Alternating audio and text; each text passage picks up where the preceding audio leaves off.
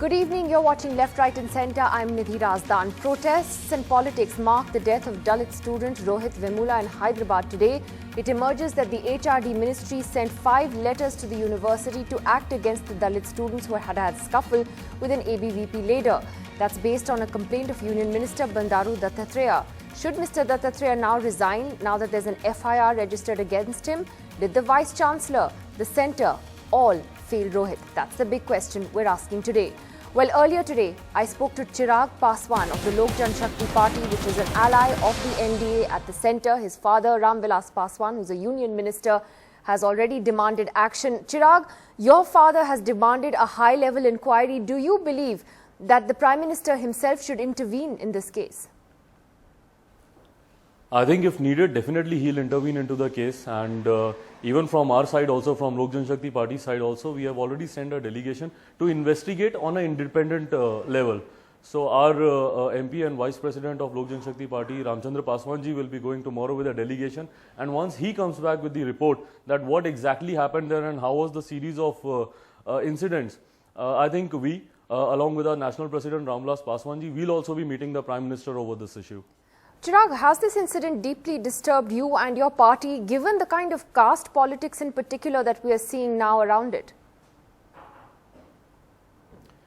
Absolutely yes, absolutely yes. And you know what saddens me more is the fact that why to get students involved into this caste politics? I don't understand that if universities, start thinking that who's Dalit and who's non-Dalit, or who's upper caste or who's from a lower caste, I think that really saddens me. I was just going through the letter that Rohith, a couple of months back, he wrote to the VC, where he actually narrated that what kind of discrimination he was going through just by the virtue that he comes from a Dalit background. He even mentioned things like Dalit students should be provided with robes and stuff in the room. So it was pretty evident that he is eventually thinking something else. I don't understand that why that time serious steps were not taken. Having said that, I think it's too early to comment anything. Let the investigating team analyze the whole situation, and then only I'll be in a better position to comment over these things. But based on what you've just said, then would you say that at the very least that the Vice Chancellor of the university has been utterly negligent? Like you said,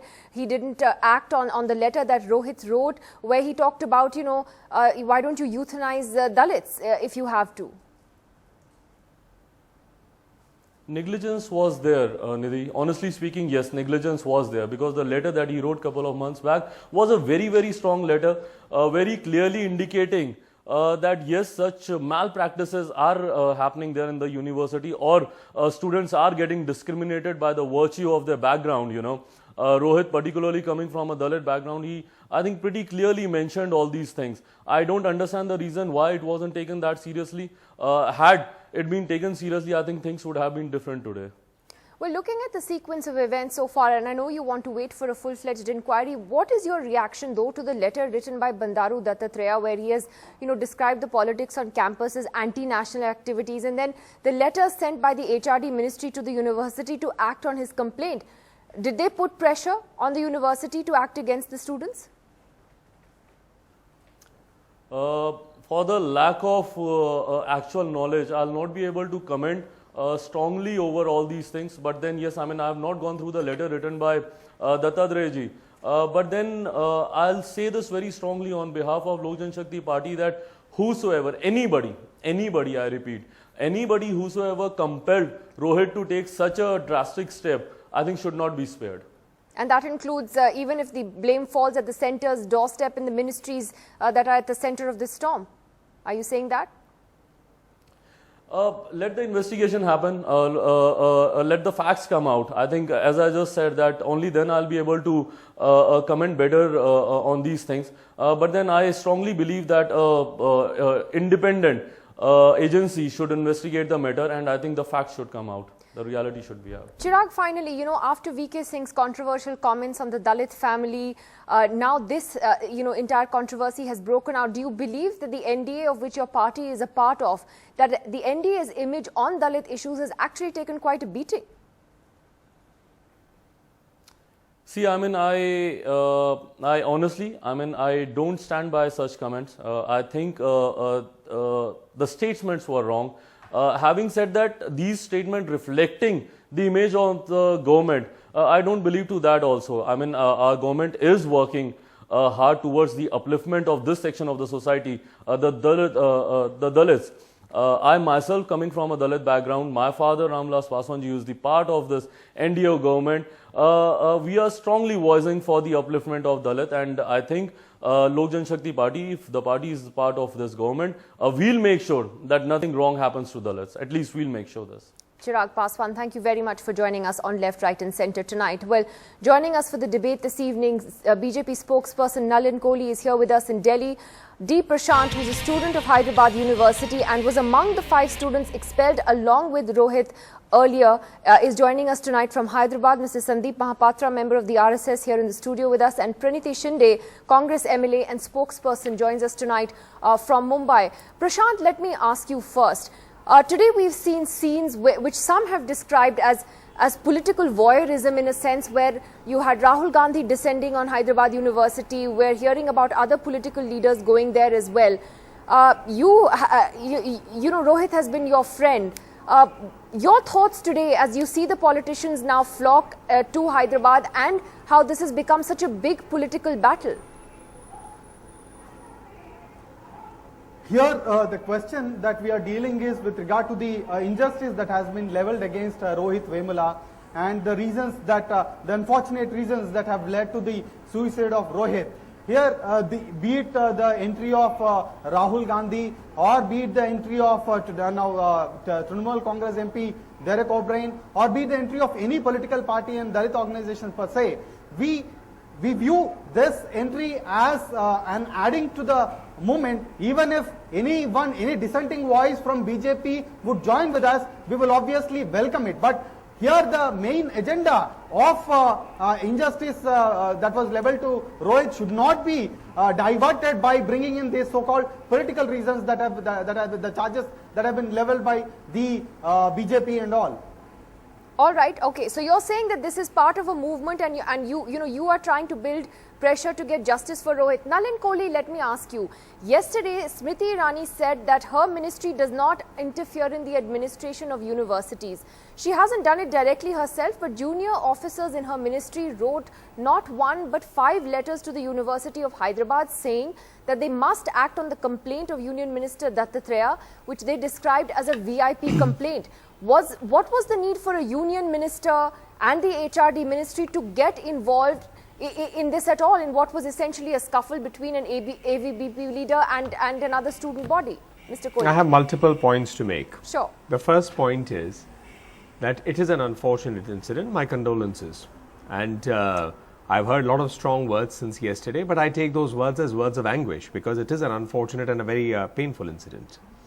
Number 2, with regards to the pressure what you're applying, I would also like to draw attention that there was a court case filed by Mr. Sushil's mother at the High Court there, which is also as dates were going on repeatedly, and that fact must be borne in time.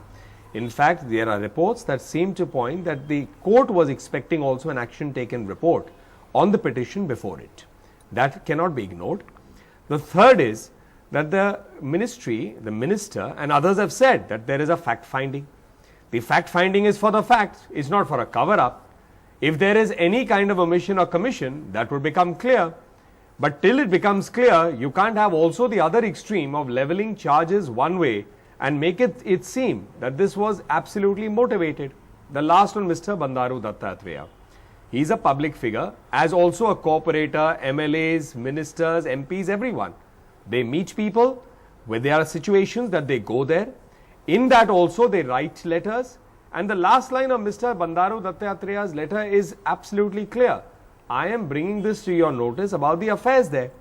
That there was a scuffle is there. There are 2 versions to it. Obviously, Rohith's friends are going to look at it from a different perspective.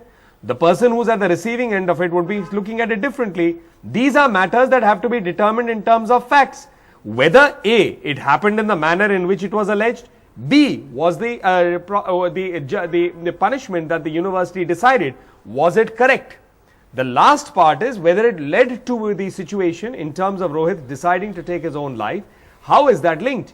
Each one needs to be seen Nalin, dispassionately. I just have a simple question. Initially, when the university's board decided to investigate what or to probe what had happened on that particular day, they had actually said that the Dalit students hadn't done anything wrong. Then comes Mr. Dattatreya's letter to the HRD ministry. Then the HRD ministry sends not one but two but 5 letters, including 4 emails saying what is being done on this VIP complaint. And then the students are found as having, having done something wrong and, are eventually expelled. Is that just a coincidence? What explains the turnaround? No, I'll put it in a different way. Then how do I take the court case here? Because that is also a matter of fact. So are you going to next say that if the court case, the judge was constantly asking and questions were being asked that what action is taken, submit an action taken report, so were they working at the insistence of the HRD ministry? That's a dangerous line of argument. So I think, as I said it, when facts come out fully, then there may be justifications to make allegations based on facts. Otherwise, there would be allegations based without looking at the complete picture. I'll let Prashant respond to that before I come to Praniti. Okay, Prashant, do you want to respond to that? That the full facts are not out and that we must be cautious before jumping to conclusions. That's what Nalin is saying. No, but I would disagree with that statement because as you have stated earlier that there were communication received from Ministry of HRD along with a court notice which has asked for an explanation. The university could have given an explanation stating that there was a suspension invoked on these 5 Dalit research scholars which was revoked. The suspension got revoked on September 18th and there was a new inquiry committee that was supposed to happen. I can answer that. Such a new inquiry committee has not happened and due to the pressure exerted, there were 4 letters communicated from Ministry of HRD on action taken report, that to a subject which consists of the subject that was sent by Bandaru Dattatreya. And having said this, Bandaru Dattatreya's letter, it is not just a mere piece of paper. It consists of some writing which is of serious import, and he is making certain allegations without proper inquiry. That's completely unconstitutional because he is there in a constitutional position. It is his bounded duty that he should inquire into an incident. And added to this, he is making a distinction that his students are his, ABVP people are only his people. Ambedkar Students Association students are not his own. He is treating he's dividing people here. He is dividing Ambedkar students as one. Okay, let me just get Praniti. No, may I answer this? These are serious questions. No, I know, but why break the debate? First comments from Praniti and I understand. I won't disturb anyone else. I won't disturb anyone else. My question is that Rahul Gandhi was very quick to jump on the political bandwagon as far as this story is concerned. I hate to point this out, but the sad fact is that this is not the first death of a Dalit student at the Hyderabad University campus. I was actually shocked to see that there have been some 8 suicides over the last several years on this particular campus. Why has this one in particular got politicized? Why has it got politicized at all? I just want to clarify one thing first, that I'm here not so much in the capacity of a Congress spokesperson, but I'm here in the capacity of an Indian citizen. And let's not politicize the issue and belittle this lost soul. It is a fact that this is a deep-rooted social evil, it is shameful that is still prevalent in our country. Let's talk about how we can eradicate it instead of playing the blame game, whether it happened more during the Congress, the UPA rule, or whether it's happening more in the BJP rule. I would just like to say, coming back to Rohith's suicide, that whoever is responsible to create the circumstances that led to Rohith committing suicide, irrespective of his position, post, power, should be punished severely such that it creates a precedent for the future generation, because here we're haggling with the future of this country. Any minister, whosoever it is, whether it's a minister or a political people's representative, if he has the guts to meddle with any autonomous institution, especially educational institution, should be punished severely. And that is what I would like to say. Even when the Vice President of the Congress Party, Mr. Rahul Gandhi, went to the university today, he said that I'm not here as a politician. I am here because I understand the problems of these youth, and I'm here to help them out.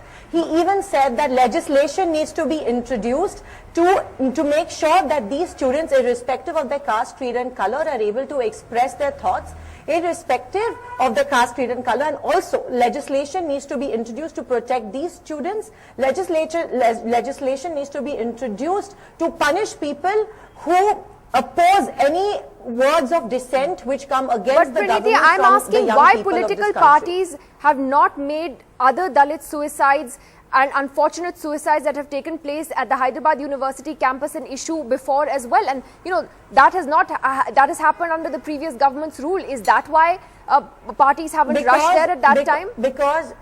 Yes.